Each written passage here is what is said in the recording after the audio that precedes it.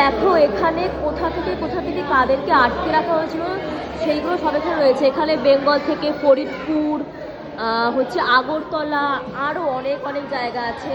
তো দেখো এখানে যশোর, বাংলাদেশ থেকেও প্রচুর মানুষকে আটকে রাখা হয়েছিল এখানে, সবাইকে। ফরিদপুর বাংলাদেশ থেকে, মানে আমাদের নদিয়া ডিস্ট্রিক্ট বলো, বাংলাদেশ বলো, বিহার, উত্তরপ্রদেশ, ঝাড়খণ্ড, সমস্ত জায়গা থেকে এইখানে বীর বীর যোদ্ধাদের আটকে রাখা হয়েছে। তোমরা ভাবতে পারছো? এই দেখো এখানে রয়েছে বেঙ্গল থেকে, আরও অনেকে রয়েছে।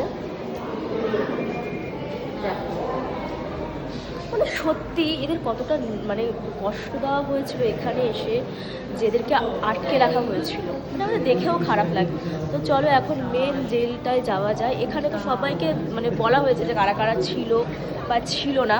তো দেখো ওখানে প্রদীপ জ্বলছে, আগুনটা জ্বলছে এখানে, মানে সবসময় জ্বলে।